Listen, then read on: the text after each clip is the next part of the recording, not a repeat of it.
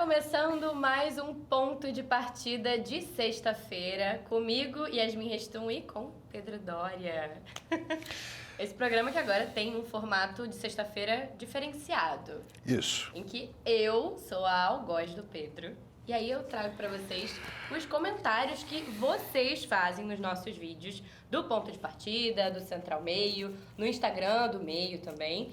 E aí eu confronto Pedro Doria com esses comentários, muitas vezes inusitados, não sei se essa é a melhor palavra. Lá vem.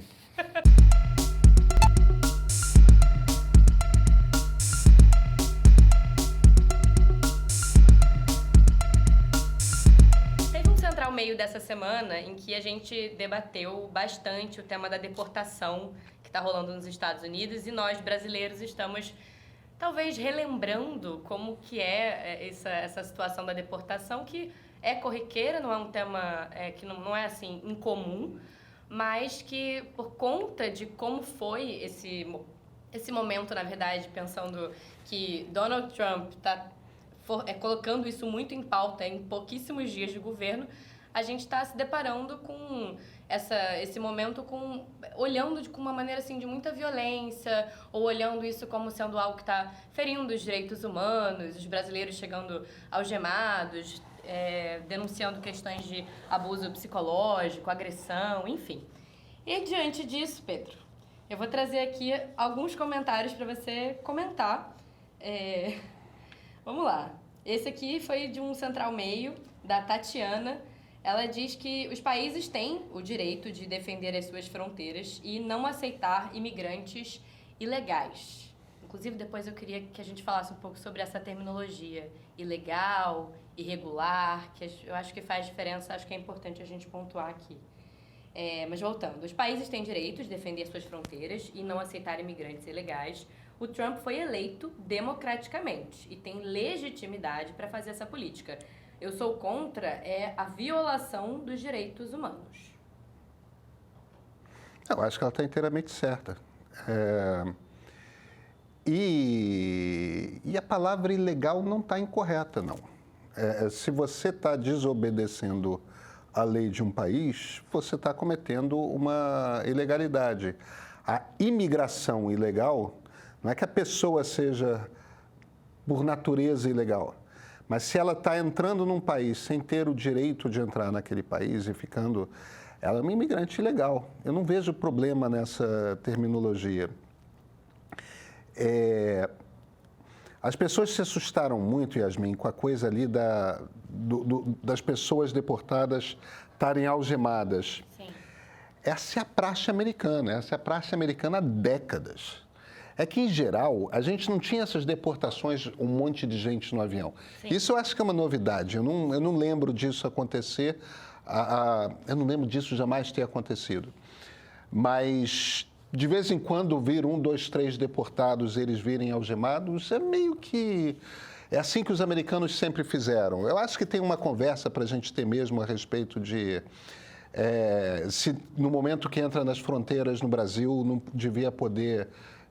abrir as algemas, esse tipo de coisa. Acho que isso é uma negociação para se dar entre as diplomacias de ambos os países, mas eu não tenho nada a discordar essencialmente da Tatiana, sabe?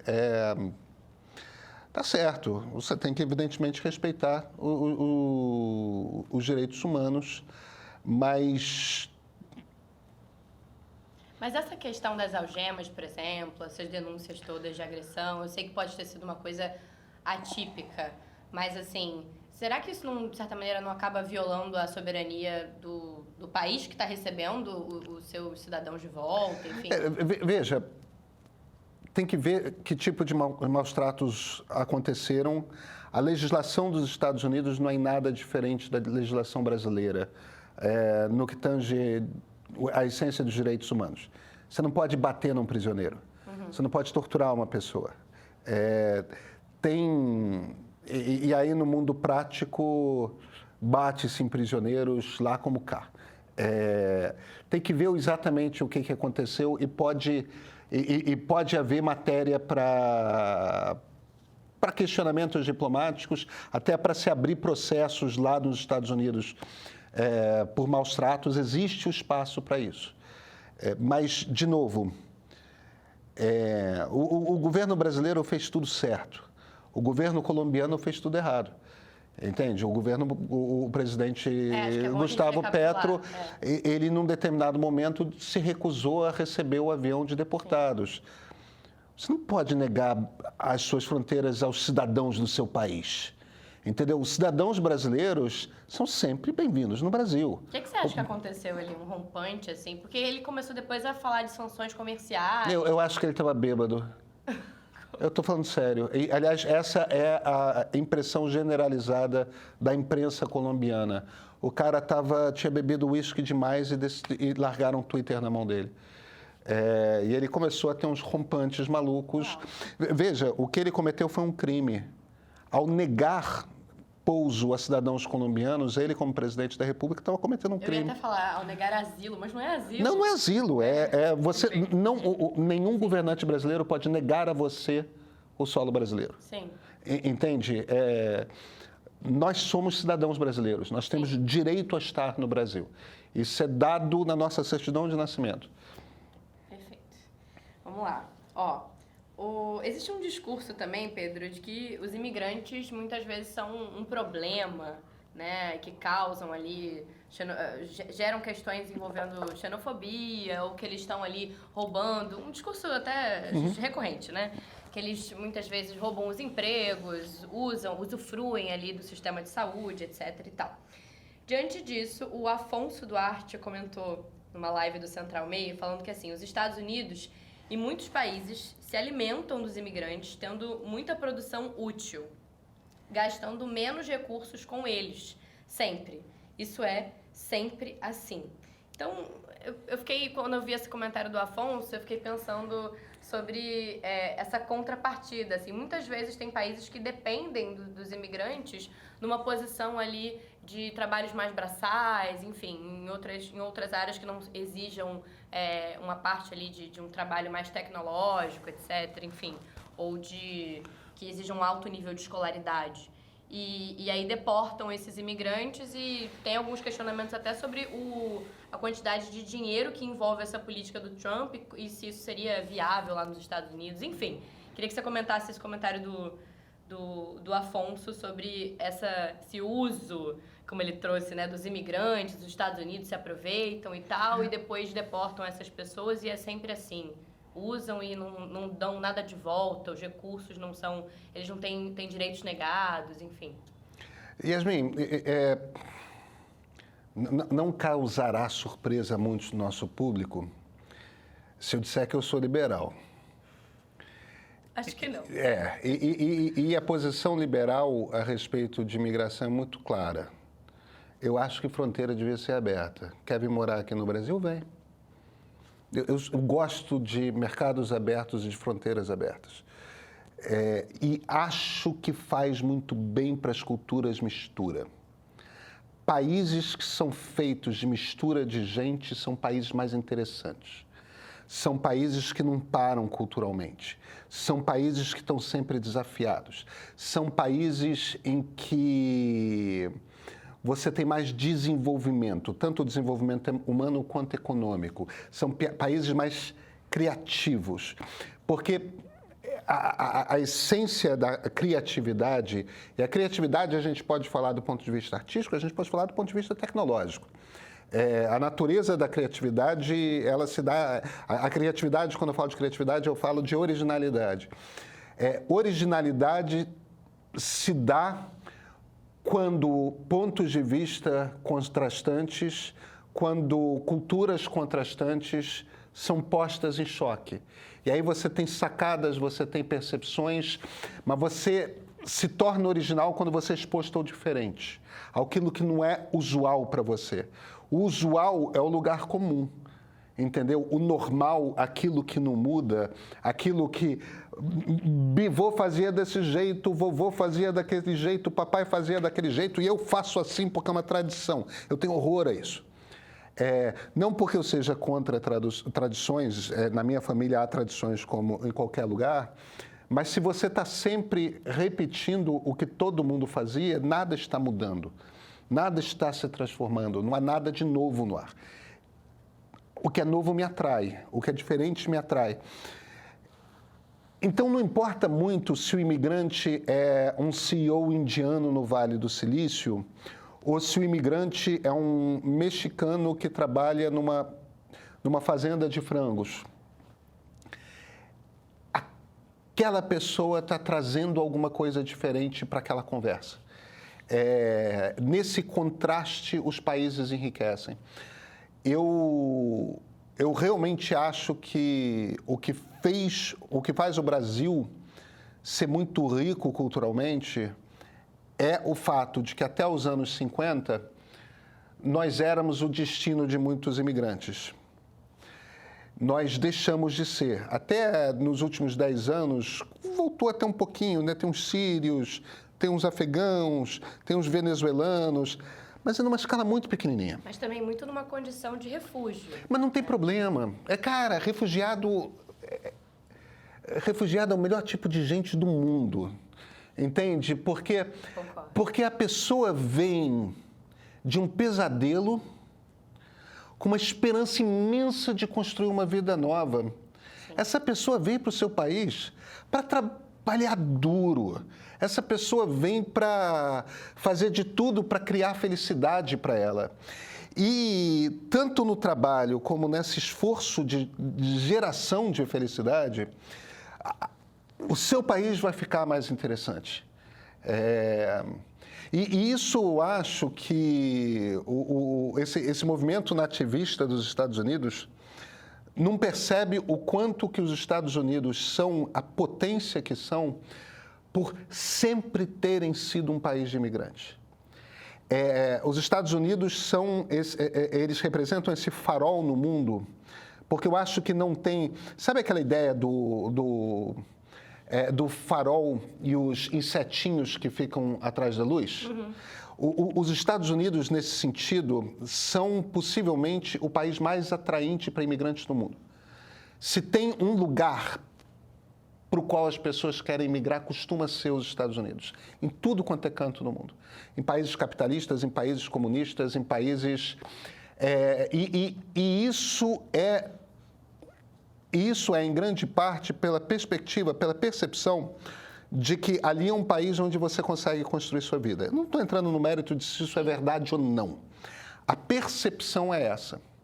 E quando você atrai uma quantidade imensa de pessoas para o seu país, que vem com gana, com vontade de... Eu vou trabalhar para cacete para construir uma vida boa para minha família, aquelas pessoas vão produzir riqueza. Esse troço dá potência para um país. Sim. Então... Acho que é nesse sentido que você diz que é contraproducente, de fato, você negar. Porque, assim, também é uma coisa muito elitista dizer que a pessoa que pode migrar é só quem é rico.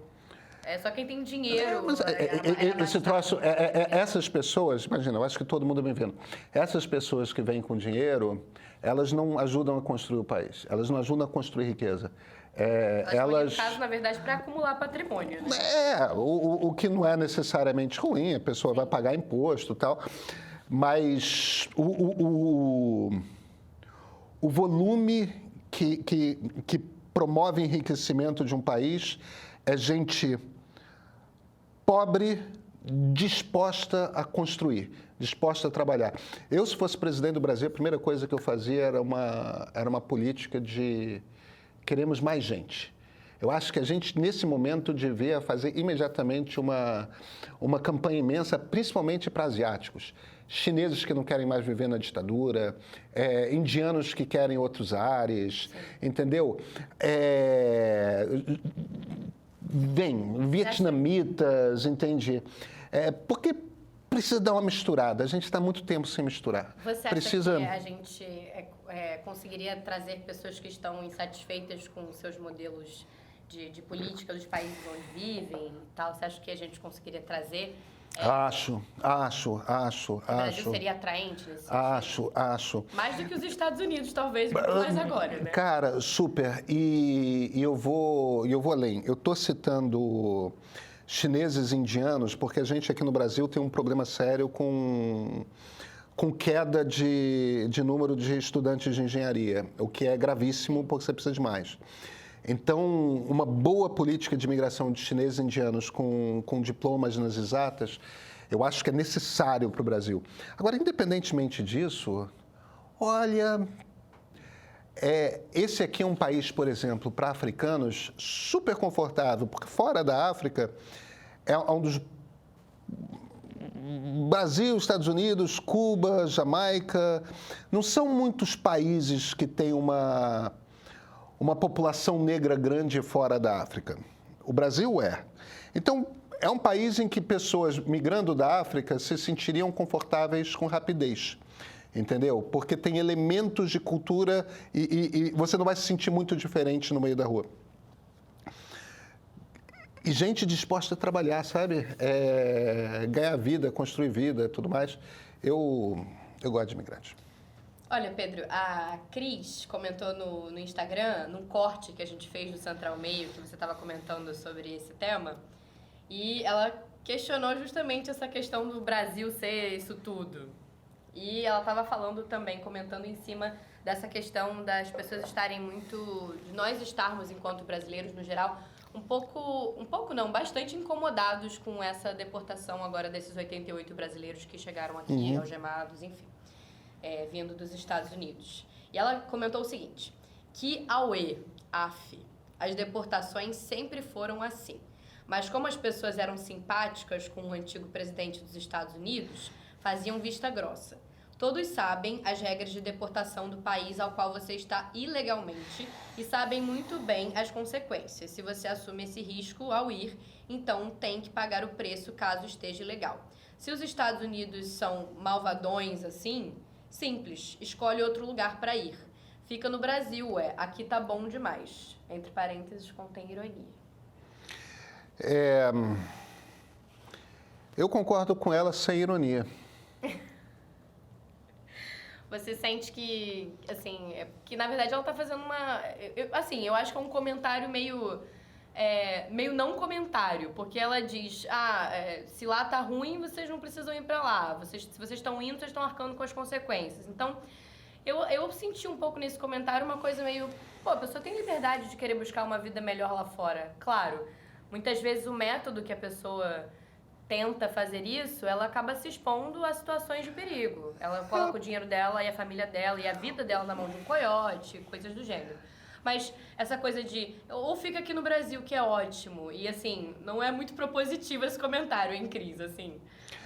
Mas primeiro, eu não acho que o Brasil, eu não acho que o Brasil seja um lugar ruim de morar. Eu poderia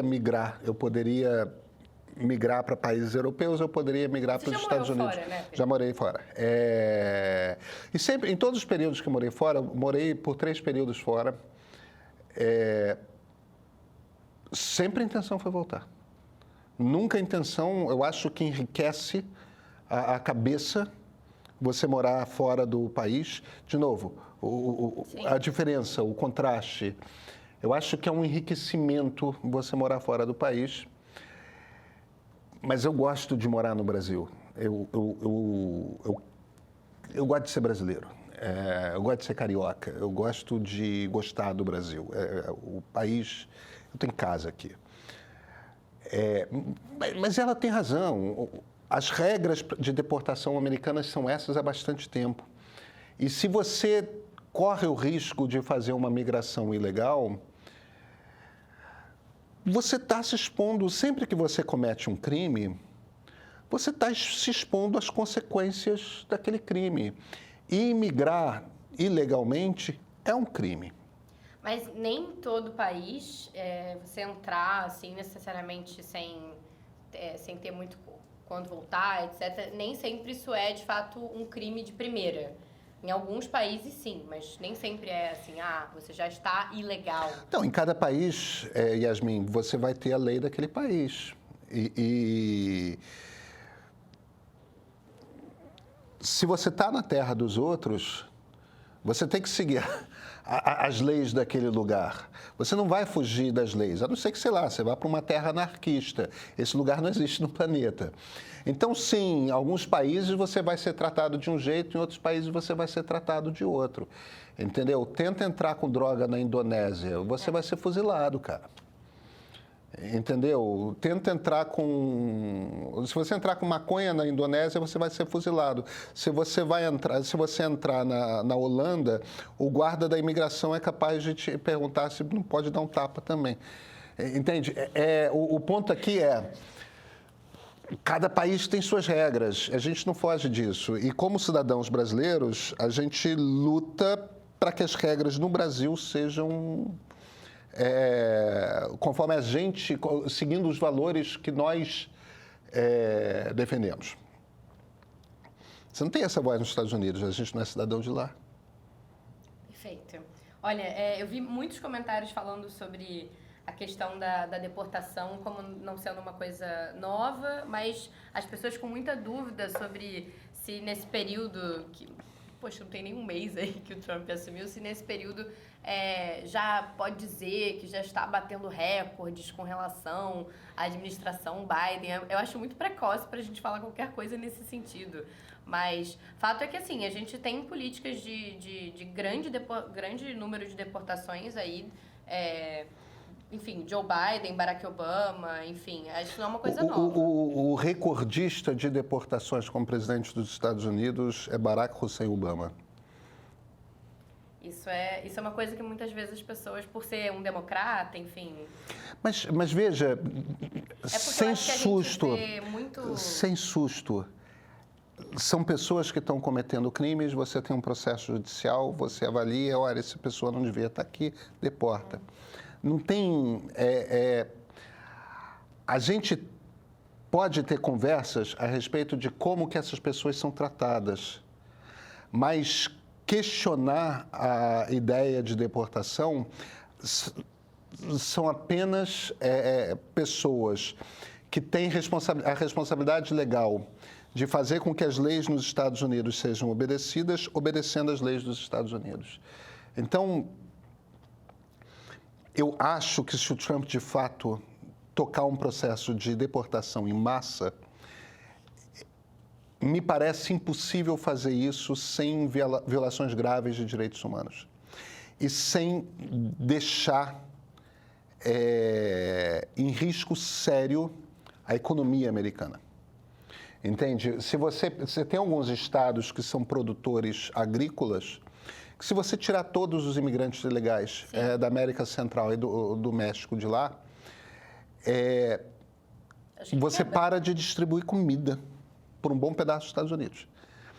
Então, você põe em risco a economia americana, você põe em risco a cadeia de fornecimento de alimento nos Estados Unidos. E se você for fazer esse troço de fato em massa, você vai ter que montar campos de concentração, você vai começar porque é um país que tem uma quantidade muito grande de imigrantes legais, a gente está falando de 12 milhões de pessoas. Não tem como você fazer isso sem grandes violações de direitos humanos. Então, isso é um problema, a deportação em massa. Agora, essa deportação de 60 pessoas aqui, 40 ali, isso é rotina, não tem muito o que dizer. Perfeito. Agora, Pedro, só para a gente não deixar de comentar, ao trazer, na verdade, alguns comentários do seu último ponto de partida, de segunda, em que você fala um pouco mais sobre a sua visão sobre identitarismo, eu vou trazer aqui um primeiro comentário do MH Composer, lá no YouTube. Ele falou o seguinte: Pedro, eu sou um homem gay de centro-direita e fico imensamente feliz em como você aborda esse tema. Para mim, um mundo ideal sem preconceitos é um mundo sem guetos. Não faz a menor diferença a sua cor da pele, orientação sexual, conta bancária, todos são dignos e as pessoas se agrupam por ideias e histórias pessoais que se identificam. O identitarismo reforça os guetos e cria desarmonia, no fundo amplificando as diferenças e o ódio entre grupos. Os avanços nos direitos civis vieram em decorrência da identificação de semelhanças, não de diferenças. Ele termina assim: Você é muito importante para o debate público. Não deixe que te calem. Você se sentiu calado, Pedro, por todo o hate que veio ou não tem nada a ver isso? É difícil, né, esse momento? Quando não, existe... Veja, eu pertenço a um mundo progressista. Nós pertencemos. O ambiente jornalístico é um ambiente onde... É uma profissão que... Predominantemente as pessoas tendem a ser progressistas. Eu estou usando propositalmente o termo progressista em detrimento do termo de esquerda, porque você não necessariamente precisa ser uma pessoa de esquerda para querer que a sociedade mude. Para querer que a sociedade se transforme. Eu estou usando progressista em comparação com conservador, que é a pessoa que não quer as transformações na sociedade. Ou quer que elas sejam muito lentas, com muita calma, com muito... Muitas vezes porque para ela tá ótimo, né? Agora para os outros. Às vezes, eu acho que é mais do que isso. A gente tem vários estudos em ciência política comparando traços psicológicos da pessoa com a orientação política da pessoa. E tem certos traços que são traços de personalidade. Você tem gente, por exemplo, que se sente muito confortável com a diferença, entendeu? De ir para um país completamente diferente, que não fala a sua língua. Aquilo é uma coisa que te deixa desconfortável ou confortável. Tem pessoas que são, por natureza, extrovertidas. Elas se sentem bem e intrigadas, interessadas quando tem uma quantidade grande de pessoas que elas não conhecem na frente. E aí começam a querer falar, conversar, tudo mais, aquilo fascina. Tem pessoas que se sentem acuadas nesse tipo de situação. Ou até cansadas, né? Ou cansadas, aquilo é um esforço, aquilo é um sofrimento, tudo mais. Se você é uma pessoa que tem esse traço de se sentir desconfortável num ambiente em que as normas são muito distintas daquelas normas com as quais você está habituado e que as pessoas são muito diferentes, você tende a ser uma pessoa conservadora. Isso não é necessariamente porque você já está num lugar legal. Às vezes você não está num lugar legal. Isso é o seu temperamento, isso é a sua personalidade. E você tende a ser progressista quando a sua personalidade é de se apresentar para... quando o diferente te fascina. Então, não é só o privilégio branco, o privilégio do homem. Não é só isso. Tem traço de personalidade mesmo, entendeu? Senão você não tinha explicação para Treadwife, entendeu? Mulheres que querem o conforto dos lugares que já são conhecidos, que já são confortáveis. E o feminismo tem super espaço para elas também. Claro, claro. Mas você sempre vai ter mais ou menos metade das pessoas querendo mudança na sociedade e você vai ter sempre mais ou menos metade das pessoas querendo que as coisas fiquem como estão. Não muda muito rápido. Se tiver que mudar, vai mudando devagarzinho, assim, para eu ter tempo de me acostumar. Sabe? E esse é um debate que sempre acontece. Agora, veja, quando eu estou num lugar em que eu emito uma opinião, em que a maioria das minhas amigas dizem que eu estou errado, e que eu estou errado essencialmente porque eu sou homem e, portanto, eu não tenho a experiência, a vivência... O tal do lugar de fala, né? Não, mas eu acho que, claro, é lugar de fala... Mas eu só quero explicitar o que está por trás ali, que eu não tenho a experiência de ser uma mulher dentro da sociedade. E claro que eu não tenho. Eu sou homem, eu sou branco, sou de classe média alta, sou heterossexual. Tem um monte de experiências aí que eu não tenho como ter, pela natureza de quem eu sou. Quando várias amigas minhas se viram e publicamente falam, não, você está errado, você não sabe do que você está falando, tudo mais, tal. Quando um monte de gente que eu não conheço, mas que eu respeito, que eu leio, chegam lá e falam, não, você está errado, você não sabe o que você está falando, você está atrapalhando. Quando, mesmo independentemente de pessoas que você conhece e pessoas que são suas amigas, tem um monte de gente por vários meios que, direto ou indiretamente, estão lá te atacando. Yasmin, isto é intimidador para qualquer ser humano, entendeu? E tem também o fenômeno de massa, né? Que quando um fala que é contra, o outro mais um, mais três... Claro. O que eu falei um dos argumentos da turma era o seguinte: você não tem como saber o que é um gaslighting. E isso não é verdade, entendeu? Porque eu acho que no discurso começaram a pintar coisas que foram se consolidando como verdades, sem que as pessoas jamais olhassem criticamente para isso, dessa forma. Quando você tem dentro de um casamento, ou de um relacionamento, ou de um namoro, uma traição, não importa se a pessoa que traiu seja o homem ou a mulher da relação. No momento da descoberta em que o outro, o traído, se vira e fala: vem cá, o que é essa situação aqui? O que é essa coisa aqui? Eu estou ligando esses 3 pontos aqui e a impressão que eu tenho é de que está acontecendo alguma coisa. Me explica isso? A primeira reação de quem vai se defender é imediatamente: não, você está louco. Ou você está louca. Isto não é uma coisa que o homem fala para a mulher.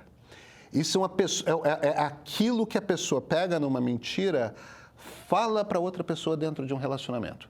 Sempre.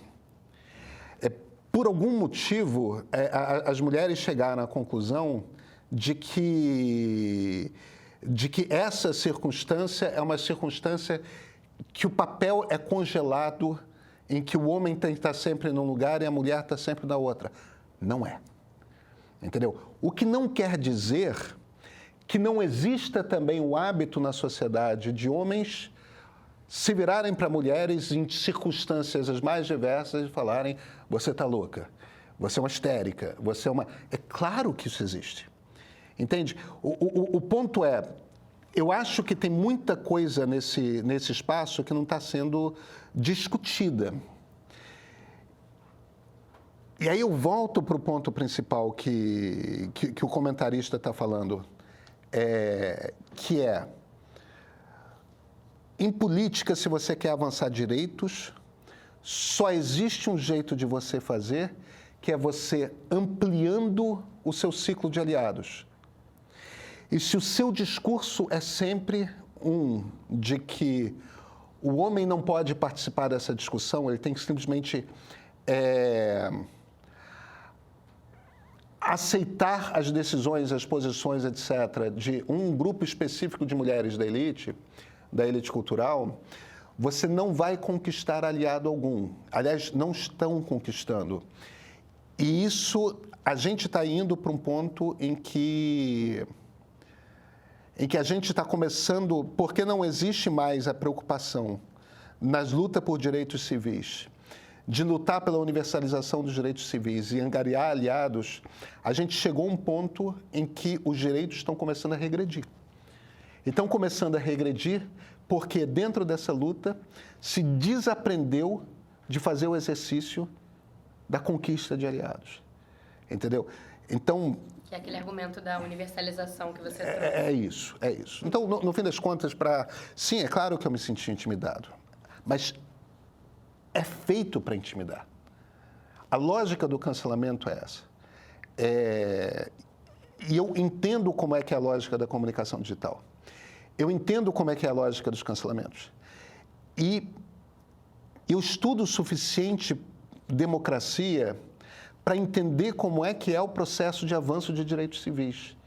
Então, eu tenho segurança o suficiente a respeito da minha posição a respeito disso, que eu não vou calar. E eu não estou... Enfim.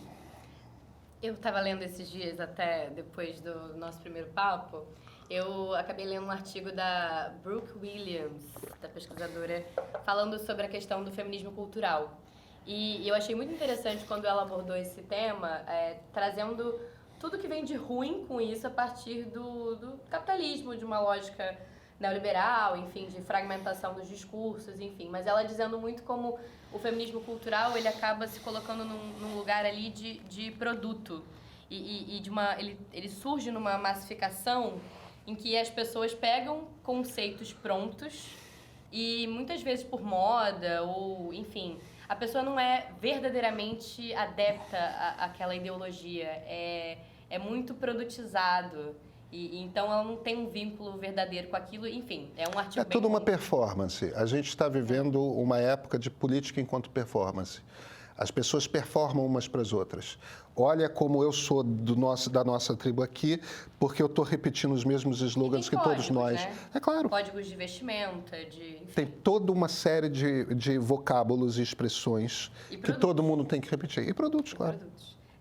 Eu não vou me alongar muito nisso, porque é um tema muito bacana até, mas eu queria muito trazer esse comentário da Lu Vatar, porque ela disse que fez esse comentário em outro vídeo e que fez de novo e realmente queria muito que ele fosse abordado, então eu vou atender esse pedido da Lu. Ela diz o seguinte, ainda nesse tema do identitarismo. Já tivemos inúmeros pontos de partida dissecando os erros da esquerda, desde a comunicação, a dificuldade de compreender os anseios de muita gente. E tudo bem, é importante mostrar como ela deveria agir para evitar mais pessoas indo para a extrema-direita. Eu não sei se é exatamente isso, né, descambar totalmente para a extrema-direita, mas enfim, é o comentário da Lu. E ela segue. Além disso, eu realmente concordo com todos os argumentos do Pedro sobre o identitarismo. Todos, em especial, sobre como isso pode levar as pessoas para a extrema-direita. Mas e a direita democrática? O que ela está fazendo para impedir o avanço do extremismo do seu próprio campo? O que ela deveria fazer para evitar que essas pessoas pendam para o extremismo? Afinal, essa conta não é só da esquerda, é de todo o campo democrático. O que está faltando? Porque a direita criou um universalismo, digamos assim, Deus, pátria, família, e que tem dado certo. Apesar de não ser exatamente tão unido assim. Se a gente dissecar, você mesmo já reconheceu isso em outros vídeos, que realmente as pessoas não são iguais. Se você entrar ali no detalhe, tem divergências. Então, como é que a direita democrática, como a Lu está dizendo, pode também se colocar nesse sentido? A Luísa Silvestrini também, que está no Central Meio, comentou até, acho que foi até hoje, quando vocês estavam falando sobre a possível fusão, acho que do PSDB com o PSD, enfim. E aí ela falou que saudade da direita, né? Quando tinha uma direita Michel Temer, vamos colocar assim. Como que essa direita não está conseguindo se sobrepor? Enfim, acho que essa é a grande pergunta de R$1 milhão. Né? Ela não tem voto, Yasmin. Ela não tem voto. Você acha que é por conta desse momento polarizado que a gente está vivendo? Ela não gera um sentimento... Como é que eu posso descrever? Pertencimento. Ela não consegue gerar essa emoção? A política, o que acontece, a gente estava falando de política enquanto performance, porque é a mesma coisa, tá? Política nunca foi... Nunca não. Política, em geral, não está ligado à identidade. Entendeu? O que te define? Entendeu? Que tipo, a roupa que a gente usa nos dá uma identidade, diz um pouco que tipo de pessoa a gente é. Qual time de futebol pelo qual você torce no Brasil está diretamente ligado à identidade. O tipo de música que você ouve está diretamente ligado, te posiciona num grupo social, te posiciona... todas essas coisas meio que te posicionam e te dizem a que tribo você pertence dentro da sociedade. Conforme a gente foi para uma sociedade menos universalista e mais tribalizada, mais dividida em grupos marcados por identidade, política foi se tornando um marcador de identidade. E os movimentos políticos que não conseguiram colar em uma tribo e construir uma história que ajuda aquela pessoa a entender quem é o grupo dela e que tipo de pessoa ela é, os movimentos políticos que não conseguiram fazer isso ficaram de fora. E a gente está falando essencialmente dos movimentos centristas. Se você está na centro-direita, mas se você está na centro-esquerda, tá? Não petista, cara, você não tem uma história. É como se você fosse sabor baunilha. Entendeu? Você não atrai, você não marca, você não é um marcador de personalidade. Entendeu? Ficar falando de democracia, de vamos conversar sem brigar, vamos... Não tem um apelo, assim. Não tem sex appeal. Tá. Entendeu? Você não é uma pessoa interessante, atraente, que... Porque olha, veja, isso está, inclusive, ligado a sex appeal mesmo, entendeu? As pessoas de esquerda namoram pessoas de esquerda, as pessoas evangélicas namoram pessoas evangélicas, as pessoas empreendedoras de cidade média do Centro-Oeste namoram pessoas empreendedoras de cidade média do Centro-Oeste e falam ali o R retroflexo e cantam música sertaneja. As pessoas só estão se relacionando entre si. As pessoas... Por isso que esse fenômeno do cancelamento de esquerda só toca em gente de esquerda. Os únicos caras que são abatidos são os caras que estão do lado e próximos das mulheres que abatem. Entendeu? Os caras que estão longe, que têm outros credos políticos, sequer arranha a percepção pública desses caras. Se bobear, eles vestem como medalha. Então, o problema, o drama da centro-direita é que a centro-direita se tornou a coisa menos atraente, tipo, ser um conservadorzinho básico, entendeu? Do tipo... E não me incomodo com casamento gay e tal. Eu só preferia que meu filho não fosse. Sei lá, não estou tentando imaginar o que é um conservadorzinho assim, tranquilo, inofensivo, que não é contra o casamento homoafetivo, apenas prefere... É uma pessoa morna. É uma pessoa que não vai conseguir escrever uma coisa no Twitter que vai fazer o Twitter pegar fogo. E como essa pessoa não vai conseguir escrever no Twitter ou no X uma coisa que vai pegar fogo, o tweet dessa pessoa nunca vai viralizar e, portanto, nunca vai mexer com absolutamente nada com ninguém. Então, se a gente está falando de Michel Temer, você aguenta ouvir o Michel Temer falar por 20 minutos? Não, acho que não. Então, cara... Então, o que deviam estar fazendo essas pessoas? Quase monocórdico. Pois é, o que deviam estar fazendo essas pessoas? Pois é, cara, entendeu? Não tem o que essas pessoas fazerem porque elas não são atraentes. Nesse mundo que a gente vive hoje. Nesse mundo que a gente vive hoje, em que tudo é performance, em que tudo é... Porque você ganha no contraste. Entendeu? Eu sou uma pessoa de esquerda. A diferença de você para um bolsonarista é muito nítida. Sim. É muito evidente. É muito diametralmente oposto. Tá certo? Tipo, tudo o que você pensa é quase que o contrário do que um bolsonarista pensa. É essa distância que faz com que esses dois polos existam. Eu não estou dizendo que os dois sejam antidemocráticos, porque não acho que o polo de esquerda seja. Mas você precisa desse contraste evidente. Para você, de fato, evocar as paixões que vão trazer o voto, que vão trazer o movimento social, que vão fazer as manifestações online ou presenciais. É isso. Lu, eu acho que a sua pergunta vai ficar meio...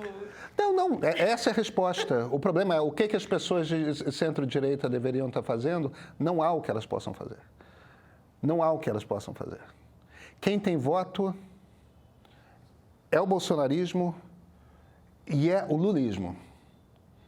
São essas as estruturas que têm voto no Brasil. O lulismo tem uns 30% dos votos, o bolsonarismo tem uns 20% dos votos. Ou seja, essas são as duas forças que vão para o segundo turno. E, a partir daí, são elas que vão centralizar todo o debate. Eu acho que a gente está longe de ver uma direita não bolsonarista. Eu espero estar errado. Acho que lá para 2030 a gente tem chance. Eleição do ano que vem eu acho difícil. Vamos ver. Se não surgir ninguém aí que possa, né? Acho que o Lula está, de certa maneira, pecando, na minha opinião, em não conseguir construir, de certa maneira, um sucessor. Eu sei que ele brinca e, enfim, óbvio que eu desejo toda a saúde do mundo a ele, mas ele brinca com essa coisa de, não, eu vou viver até não sei quantos anos, enfim, mas não vejo um sucessor direto. Acho que não tem interesse nisso diretamente e isso põe em risco, em grande parte, não que a gente não pudesse ter um bom presidente de direita, mas isso coloca assim, é isso. Se a gente tiver um presidente de direita, muito provavelmente vai ser um presidente de extrema direita, se for eleito. Não sei se será necessariamente de extrema direita, mas ele vai ser eleito por esse movimento bolsonarista. Pode ser que seja uma direita normal. Acho que tem alguns candidatos que... Tem uma chance. Aí. Mas durante a eleição, ele vai ter que fazer o número de Bolsonaro foi um cara bacana. Pedro, eu não vou me alongar mais, porque já falamos muito e eu tenho que deixar alguma coisa para os próximos pontos de partida, Pedro. Por favor. Pelo amor de Deus, eu tenho que te liberar também. Por favor. Tenho que te liberar. Vai dormir aqui no estúdio? Eu não sei, às vezes eu tenho a impressão que é isso que eu faço. Obrigada, viu, pelo seu tempo, pela sua paciência aí em receber tantos comentários, alguns elogiosos. Eu até peguei leve com você hoje. Ainda bem, né? Obrigada, viu? Obrigado a você, Yasmin. Até o próximo ponto de partida de sexta-feira. Lembrando que segunda e quarta tem mais, mas aí é só com o Pedro, né? Mas tudo bem, não vai ser tão legal, mas... Será que a política no Brasil está fadada a ser um campo de guerra? Um lugar onde quem corre o risco de sofrer um nocaute é a democracia? Lutando uns contra os outros, nos esquecemos da única pergunta que importa. Se estamos ocupados demais para cobrar quem elegemos, quem brigará por nós? Numa democracia saudável, não é normal ter que escolher um lado, e você sabe disso. Isso não pode ser o novo normal. 18 de fevereiro de 2025, descubra.